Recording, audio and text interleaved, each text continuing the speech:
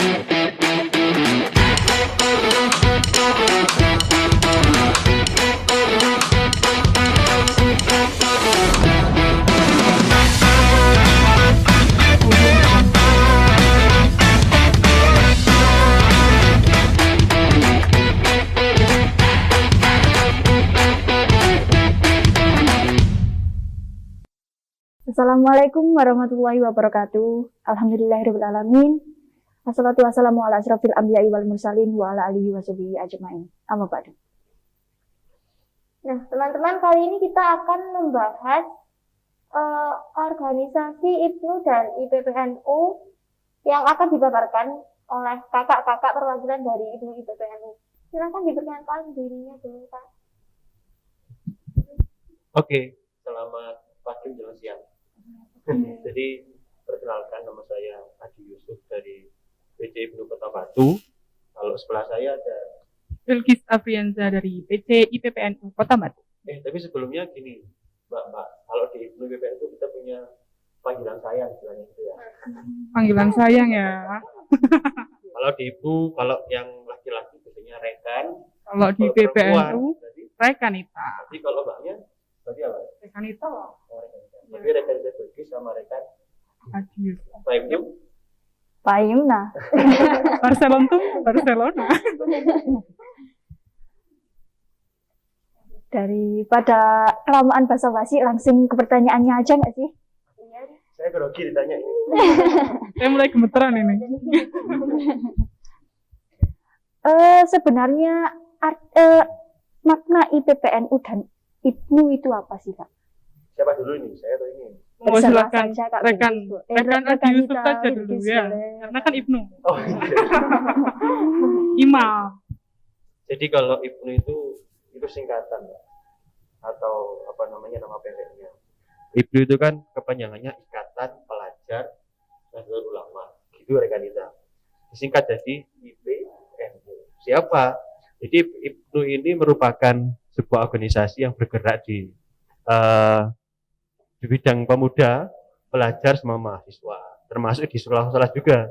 Nah ini IPNU ini didirikan oleh salah satunya oleh Kiai Haji Tholhah tahun 1955 tanggal 24 Februari, mohon maaf 1954 24 Februari oleh Kiai Haji Tholhah. Seperti itu. Kalau PPNU? Kalau di PPNU sendiri sama, kita organisasi kepemudaan yang mencakup pelajar, mahasiswa, atau bahkan pemuda yang kira-kira berumur 13 sampai 25 tahun. Nah, singkatan dari IPPNU sendiri adalah Ikatan Pelajar Putri Nahdlatul Ulama. Nah, sedangkan IPPNU sendiri didirikan tahun 1955, tepatnya pada tanggal 3 Maret oleh Bunyai Umroh Mahfudoh. Jadi kalau IPNU 54, BP 55. Beda 1 tahun. Lebih tua IPNU ya. Makanya manggilnya Mas. Gitu. Itu rekanita. Iya.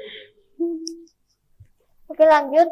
Manfaat IPNU dan IPPNU bagi siswa SMP Raden Patani apa sih? Kalau tanya manfaat banyak sih kan. Benefit ya, benefit. Benefit lah atau value nilainya itu banyak sekali ya, untuk para pelajar. Karena ini kan kita bergeraknya di bidang pelajar, mahasiswa sama pemuda. Di umur berapa? 13 sampai 25 tahun. Apa manfaatnya? Satu, pasti menambah teman. Pasti itu menambah teman, langsung menambah relasi, manfaat. Dan juga yang paling penting manfaatnya adalah untuk menambah wawasan kita. Saya yakin hal-hal yang diberikan di organisasi pasti itu tidak banyak diberikan oleh sekolah. Karena ini kan kita langsung terjun ke masyarakat.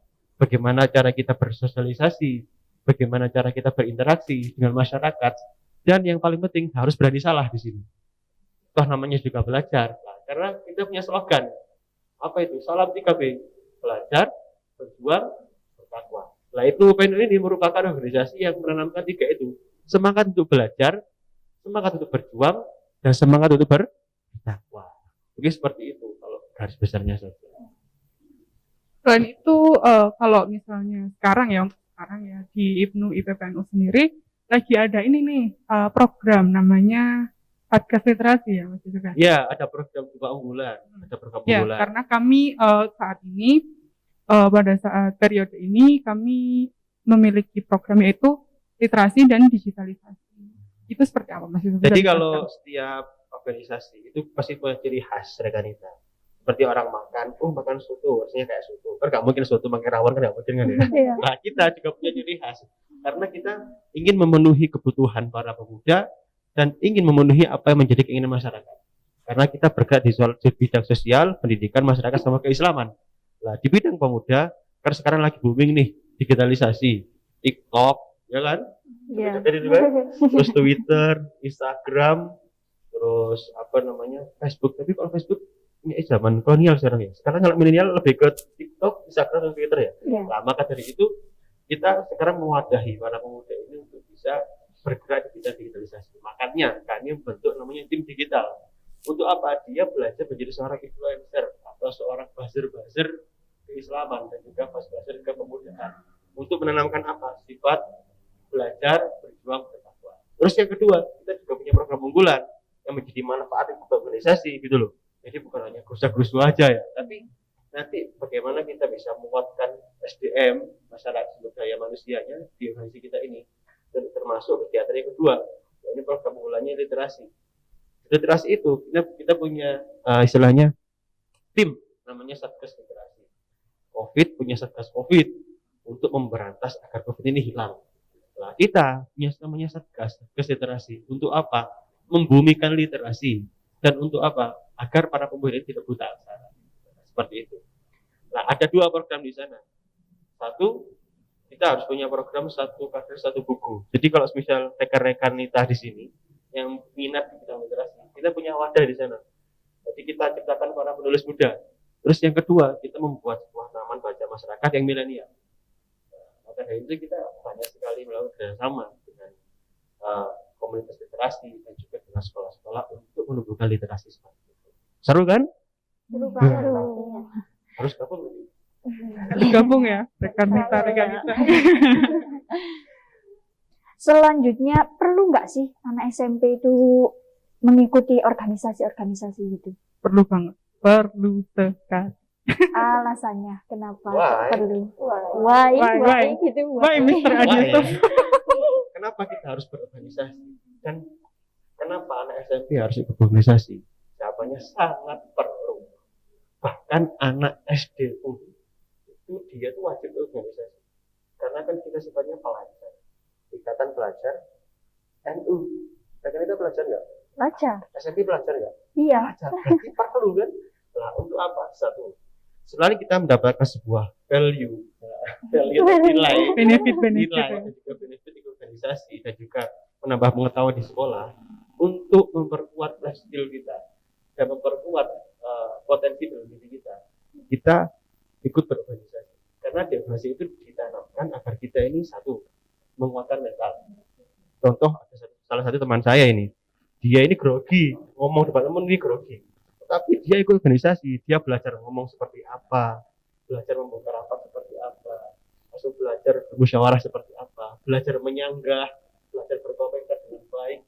Nah, karena di organisasi diajarkan seperti apa? Etika cara berbicara, etika berperilaku, dan etika bermasyarakat. Dan ini memang nggak semua diajarkan di sekolah. Nah, diajarkan di mana? Ya organisasi. Makanya banyak sekali, apalagi kita seorang muda harus menjadi karakter ini, harus bisa menumbuhkan potensi dan passion yang paling utama. Passion untuk menjadi bergerak maju. Itu mereka kita. Iya, selain itu organisasi juga membentuk jiwa-jiwa ini kerjasama ya. Yang pasti kita kan juga punya banyak teman. Oh, gimana cara nangani anak ini, misalnya anaknya, misalnya kayak anak-anak ada yang emosian. Oh, harusnya kita seperti apa dalam organisasi itu kita menangani orang itu seperti apa? Ngetrit orang itu seperti apa? Terus cara bicara juga kayak etika tadi itu ya. Nah, karena gini, kalau kita berorganisasi, kita nanti bertemu sama banyak orang karakter. Ada yang introvert, tahu kan introvert? Tahu. Ada yang extrovert, ada yang ambivert dua-duanya, ada yang pendiam banget, ada yang ngomel kayak rekan Belgis ini. Ya, saya bukan ngomel ya. Ada yang hiperaktif, yang hiperpasif lah, itu nanti kita bertemu di sana. Bagaimana kita bisa mengelola emosi kita bertemu sama orang itu, dan bagaimana yang paling penting manajemen konflik, sama yang paling penting manajemen waktu. Nah, ini yang paling penting. Di sana nanti akan diberikan bagaimana cara kita untuk manajemen waktu dengan baik. Ya, kalau ya sekolah, oh ya ketemu, ya kan. Oh ya dolin. Nah, kita diajak di sana. Karena di sana nanti kita diajari analisis untuk waktu, emosi. Nah, yang paling penting untuk menambah relasi dengan kita. Gitu. Ya, sangat setuju sekali. Oke. Iya, dengan rekan Yusuf. Setuju. Pasti berikut nanti. Iya. Jadi tadi kan katanya organisasi itu sangat penting ya, sangat-sangat penting bahkan. Lalu tips buat adik-adik yang dan teman-teman yang ada di rumah supaya antara belajar sama kegiatan di organisasinya ini bisa balance itu gimana? Yang nomor satu itu pasti kita harus manajemen waktu tadi yang sempat rekan Adi Yusuf sebutkan, manajemen waktu. Jadi kita harus pintar-pintar bagi waktu antara sekolah, antara organisasi. Jadi jangan sampai sekolah ini tadi, jam sekolah ini tadi, jadi Berdua kan iya, gitu. di nomor dua kan itu tadi ya. Banyak soalnya mas, masih banyak yang apa namanya ngelemprak nosko demi organisasi itu juga banyak. Jadi nggak perlu apa ya, nggak perlu fanatik dengan semua hal. Jadi semuanya harus balance. Tipsnya gimana? Yang paling penting cuma satu, tidak ada sekolah telat karena organisasi. Sepintar maupun orang itu dia harus bisa balance, harus bisa bagi waktu. Kayak saya, sekolah iya, kerja iya, organisasi iya. Bagaimana cara akan membagi? Waduh, waya rapat, waduh, waya ketemu. Maksudnya gimana kalau waktunya kerja, gimana kalau waktunya sekolah? Yang penting cuma satu, ambil skala prioritas. Prioritaskan mana yang nomor satu dan mana yang lebih penting. Contoh seperti ini, aku ada acara, acara A. Aku juga ada sekolah B, ada kerja B. Cari di tiga itu mana yang lebih prioritas. Kalau nggak ada aku, acara itu nggak jalan. Pilih yang mana. Pasti ada di situ. Dan pasti teman-teman rekan-rekan kita akan ada di posisi itu. Aduh, gue sekolah, gue kerja ya. Aku harus pilih yang mana. Aku mau pagi saja. Enggak gitu dong lah. Kita sebagai organisasi, sebagai organisatoris, kita harus bisa manajemen waktu. Pilih skala prioritas. Kalau misalnya ada seperti itu, kita harus punya apa? Deadline dan juga timeline. Ketika sehari-hari kita harus tulis mana, nanti jam segini kita ngapain, jam segini ngapain, jam segini ngapain, biar tertata, biar kamu terus semua, gitu loh. Nah, jadi buatlah sebuah jadwal dan juga jadwal prioritas, biar kamu terus semuanya.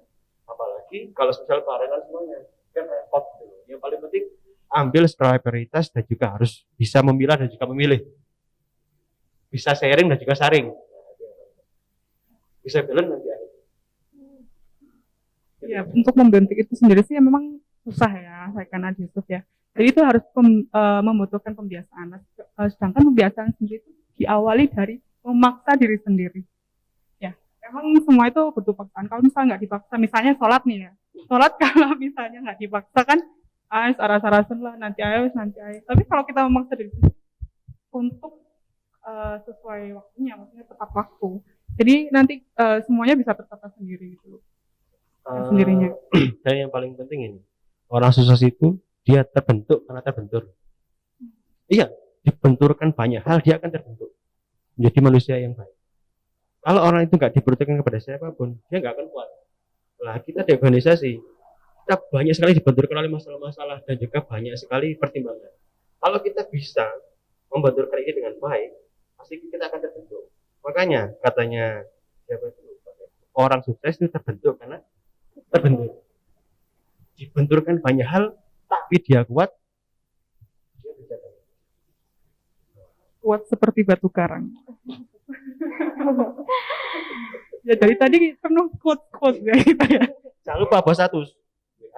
Kuas by Mas Hidup gitu. Iya, nanti mereka penuh. Begitu mereka kita. Makanya jangan lupa gabung sama Ibnu dan IPPN. Nah, jadi itu tadi pemaparan dari rekan dan rekanita dari Ibnu dan IPPNU. Dan buat teman-teman yang ada di rumah, kalian juga jangan cuma belajar terus main lagi gitu. Tapi kalian juga harus melatih jiwa kepemimpinan kalian di suatu organisasi, entah itu IPPNU atau juga bisa kalian mengikuti organisasi di sekolah, contohnya OSIS dan Dewan Galang. Dan kalian juga bisa mengikuti komunitas Rumah Ilir agar kalian bisa menjadi generasi aswaja yang berpengetahuan dan tetap kece pastinya. Oh iya, terakhir, kalau teman-teman mau bergabung bersama IPPNU, bingung nih gimana caranya, iya kan? Oh iya. Pertama mungkin satu, kalau teman-teman main media sosial, kita punya akun nih di Instagram, bisa di-follow dan juga diikuti karena sangat aktif sekali. Aktif ya Bun kita ya. Sangat aktif sekali. Aktif sekali Bun ya. Iya Bun. Ya. IG-nya apa? Pelajar NU Kota Batu. Pelajar Pelajar NU Kota Batu. Ya. Twitter juga sama, Pelajar NU Kota Batu. Kita masih dua itu yang ada. Tetapi Sao aktif sekali, tiap hari update sekali. Oh, ada channel YouTube juga. Oh iya. Iya. YouTube. YouTube ya. Channel YouTube. Channel YouTube-nya Pelajar NU Kota Batu. Nanti di sana juga banyak video-video edukasi insya Allah ya. Kedepannya minta doanya juga. Jangan lupa subscribe, like, dan share, Komen. komen.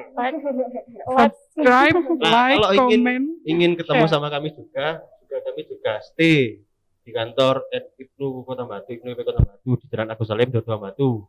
Depannya FI Mutawal Ulum. Di sana juga ada DPM, terus ada studio podcast, terus ada banyak sekali Bu. Main ke sana. Kami sangat terbuka untuk semua orang. Tapi kalau tertutup nanti kalau malam. Ya. Ya emang Mas rekan Agus ini suka bercanda. Ya jadi gitu ya guys, jangan lupa follow IG-nya apa tadi? Pelajar NU Kota Batu. Sama Ucup Sal. Saya juga @belkisah. Promosi ya Bun. Dan juga jangan lupa follow Instagram @rumahilir biar kalian makin kece. Sekian dari saya. Wassalamualaikum warahmatullahi wabarakatuh.